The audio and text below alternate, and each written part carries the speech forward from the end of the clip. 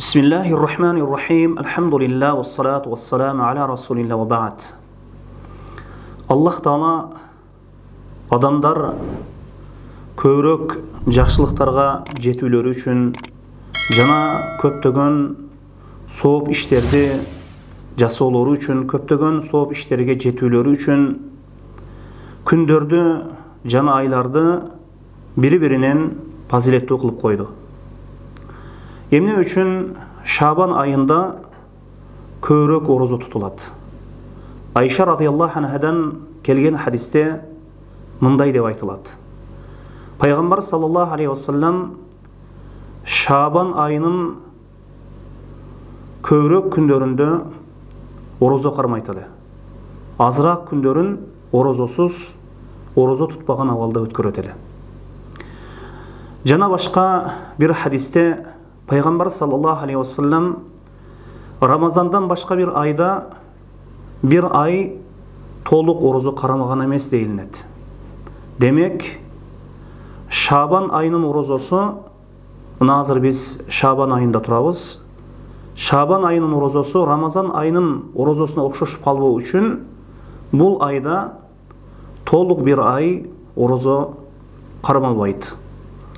Жана адамдар Пайгамбарыбыз саллаллаху алейхи вассаламдан мына ушул Шабан айы орозосу тууралуу сурашканда Пайгамбар саллаллаху алейхи вассалам айткан экен: бул Шабан айы Ражаб айы менен Рамазан айынын ортосундагы ай болуп, адамдар кабарсыз жана кайдыгер кала турган ай дейт. Анткени адамдар Ражаб айына көңүл бурушат, жана Рамазан айыны кадырлуу ай жана ыйык деп эсептешет.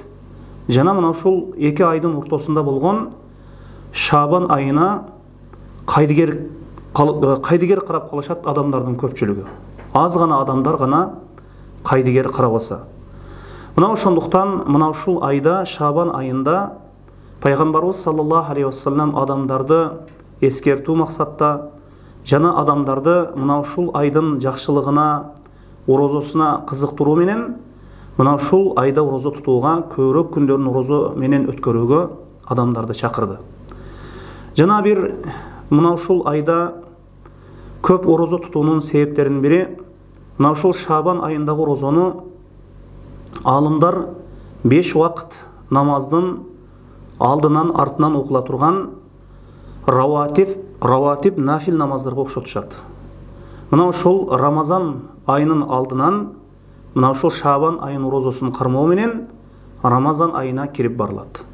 Жана Рамазан айынын орозосу ушул парз болгон орозо бүткөндөн кийин Шаввал айынын 6 күн орозосу кармалат.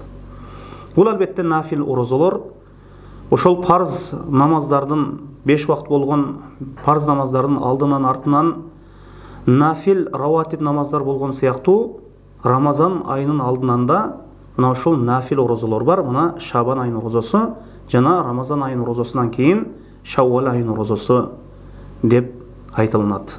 Аллаху а'лам.